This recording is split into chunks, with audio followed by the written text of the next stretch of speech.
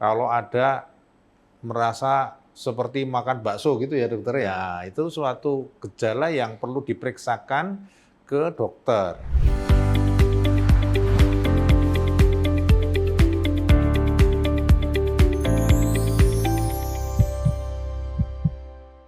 Halo sahabat Alia, selamat datang di podcast Solusi Sehat Alia dari Alia Hospital Depok. Saya Dr. Sigit Riarto memandu acara ini dan saya ditemani oleh narasumber kami yang istimewa ini, Dr. Bari Fahmi, spesialis jantung dan juga subspesialis intervensi, ya, subspesialis intervensi.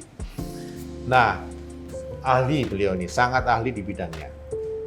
Dok, banyak masyarakat yang takut tentang serangan jantung itu. Mohon dijelaskan dok, supaya masyarakat tidak takut lagi dan tahu cara mengatasinya. Silakan dokter. Terima kasih Sigit. Salam sehat, sahabat Alia. Jadi mengenai serangan jantung, banyak yang sering takut dengan serangan jantung karena serangan jantung menyerang tiba-tiba. Pasien biasanya sebelumnya seringkali tidak ada gejala.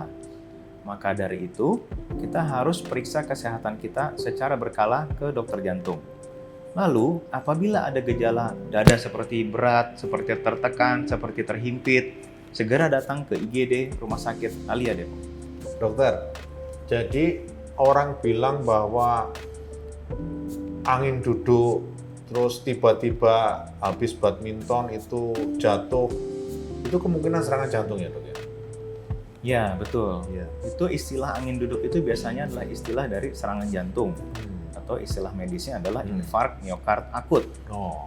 Itu terjadi ketika aliran darah mendadak tersumbat oleh adanya gumpalan darah yang bercampur dengan lemak. Gumpalan darah dan lemak ini akan menghentikan sebagian ataupun seluruhnya aliran darah menuju jantung. Oh. Nah dok, berarti kalau orang mencegahnya selain dengan makanan sehat, olahraga dan sebagainya, kan ada teknologi terbaru ya dok ya, untuk membuat orang yang supaya tidak tersumbat dan tidak terkena serangan jantung. Katanya ada namanya ring jantung. Bisa jelaskan dokter? Ya, jadi prosedur ring jantung itu adalah prosedur terapi yang biasanya kita lakukan apabila diperlukan. Sebelum melakukan ring jantung, kita bisa melakukan screening terlebih dahulu dengan pemeriksaan ekokardiografi, elektrokardiografi, ataupun treadmill test. Jadi pasien pada saat treadmill test kita pacu untuk berolahraga, kemudian rekaman dadanya kita periksa. Jika hasil treadmill testnya menunjukkan ada kemungkinan suatu sumbatan, ada dua pilihan. Bisa langsung kita arahkan ke kateterisasi, atau bisa kita arahkan untuk diperiksa melalui CT scan jantung terlebih dahulu.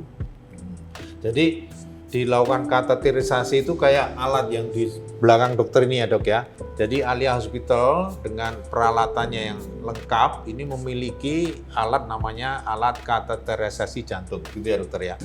Namanya cath lab. Nah, inilah alat yang menurut dokter Bari tadi bisa menjadi solusi bagi pasien-pasien yang memang ada sumbatan di pembuluh darah jantungnya, begitu ya dokter ya.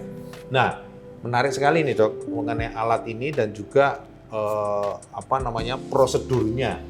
Katanya nggak sakit dan masih sadar gitu ya dokter? Ya betul Dr. Sigit, bahwa tindakan kateterisasi jantung itu dilakukan dengan teknik bius lokal.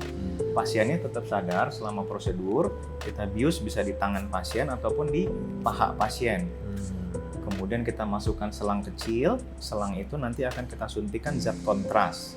Zat kontras tersebut nanti bisa dilihat oleh alat canggih ini, yaitu seperti X-ray yang dia akan mengambil gambar dan juga video, sehingga dia bisa menampilkan gambar pembuluh darah jantung yang sehat ataupun yang tersumbat.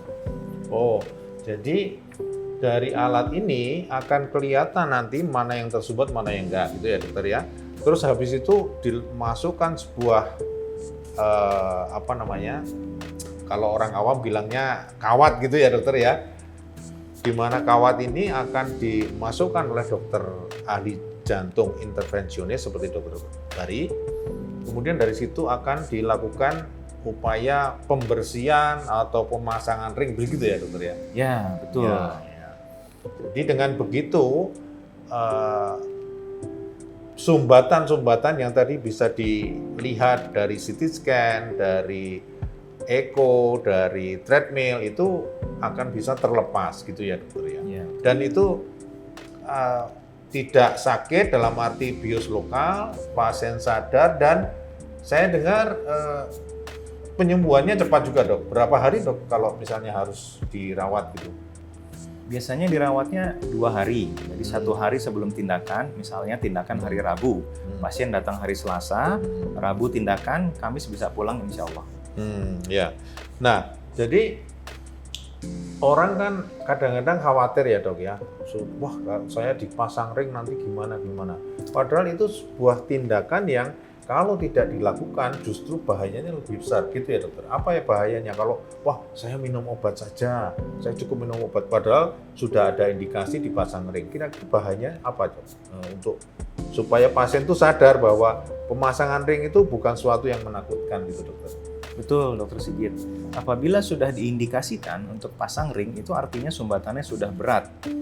Dia sudah tidak manjur lagi untuk diberikan obat. Apabila dibiarkan berlangsung terus-menerus, itu bisa terjadi serangan jantung, berhenti jantung, ataupun lemah jantung.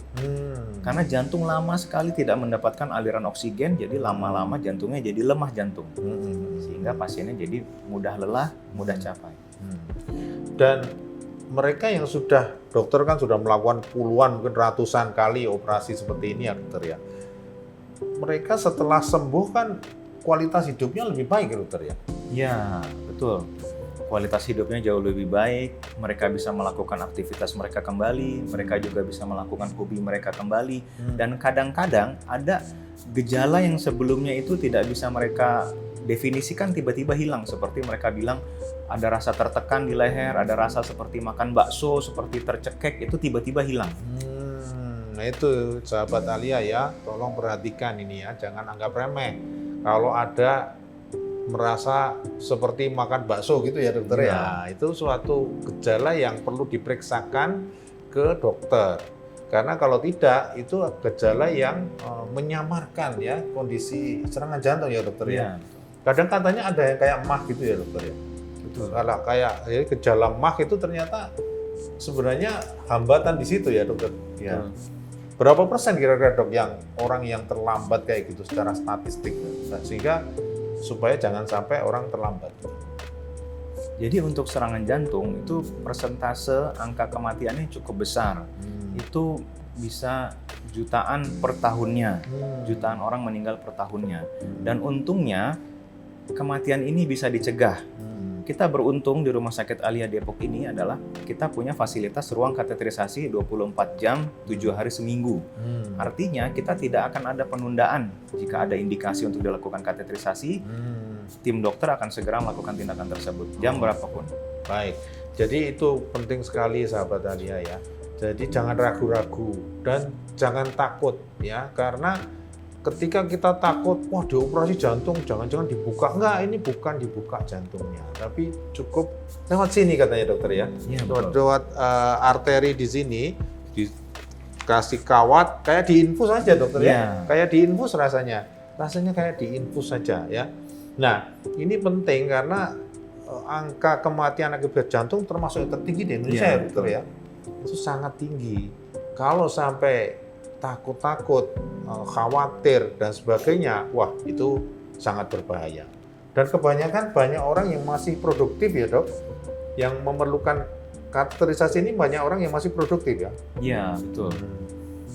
Jadi banyak usia laki-laki misalnya di bawah 45 tahun atau perempuan di bawah 55 tahun itu mereka masih produktif, jantungnya sedang dibutuhkannya tapi mendadak mereka ada keluhan.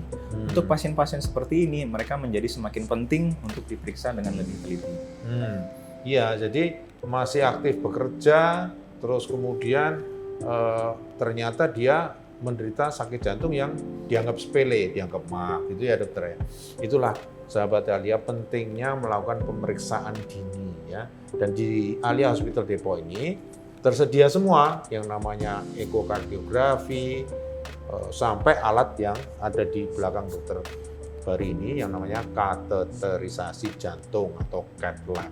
Sebuah alat yang sangat canggih yang bisa membuat yang namanya pembuluh darah yang tadinya tersumbat bisa lancar kembali. Nah, ada video menarik berikut ini. Nanti akan Anda bisa simak ya.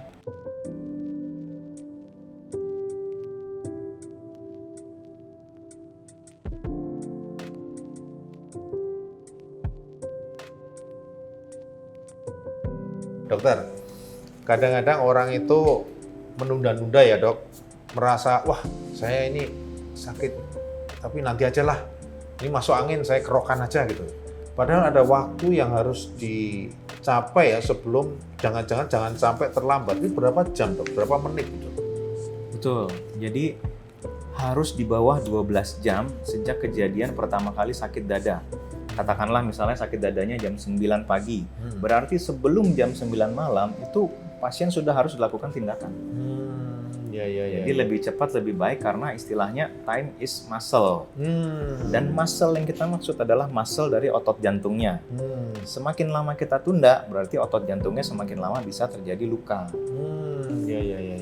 Jadi sahabat Alia, ini penting sekali ya sebelum 12 jam. Kalau bisa malah sebelum 2 jam ya. Jangan sepelekan yang namanya sakit dada ya. Apalagi Anda menderita ada risiko hipertensi atau diabetes ya dok. Ya. Itu hubungannya apa dok? Diabetes sama hipertensi sama serangan jantung. Jadi ada faktor-faktor yang membuat seseorang itu mudah terkena sakit jantung. Itu istilahnya faktor risiko. Di antaranya adalah riwayat keluarga, ataupun pasien itu tersebut memiliki tekanan darah tinggi, ada pasien itu juga memiliki diabetes mellitus, atau istilahnya sakit gula, atau ada pasiennya sakit kolesterol tinggi, ataupun pasiennya memiliki kebiasaan buruk seperti merokok. Oh iya. Jadi itu perhatikan ya sahabat Alia, faktor risiko ya. Nanti ada di bawah ini. Nanti kita sebutkan faktor risiko, jangan melakukan itu ya. Nah, dan juga pentingnya melakukan medical check up ya dokter ya. Medical check up. Medical check up khusus jantung itu ada di Alia. Jadi Anda akan bisa menghubungi nomor di bawah ini untuk nanti mendaftarkan medical check up khusus jantung. Ini sangat penting ya. Saya yakin sahabat Alia tidak suka berobat, lebih suka mencegah. Nah, pastikan dengan medical check up. Kalaupun ketemu medical check up ada kelainan, nah kami juga bisa mengatasinya. Terima kasih sekali Dokter Bari, informasinya sangat menarik dan sangat informatif. Ya, kita harapkan semua sahabat Alia tetap sehat ya dok. Juga barangkali dokter punya nasihat terakhir dok untuk sahabat Alia mengenai pencegahan, pengobatan penyakit jantung. Silakan dokter. Ya, jadi tetap lebih baik mencegah daripada mengobati. Dan mencegahnya ini kita harus beradaptasi dengan gaya hidup lebih sehat. Kita harus beraktivitas misalnya olahraga, dan olahraga yang disarankan itu adalah 5 kali per minggu dengan masing-masing 30 menit. Sambil digunakan smartwatch, sehingga pasien harus tahu target heart rate yang aman buat mereka berapa. Jika sahabat Alia ingin tahu target heart rate yang aman itu berapa, silakan lakukan medical check up dengan treadmill test. Baik, terima kasih sahabat Alia. Hari ini kita sudah belajar banyak dari Dokter Bari mengenai penyakit jantung dan cara penanganannya. Dan kita tetap berharap bahwa semua sahabat Alia tetap sehat. Ya. Salam sehat dari Alia Hospital Depok, Care with Heart.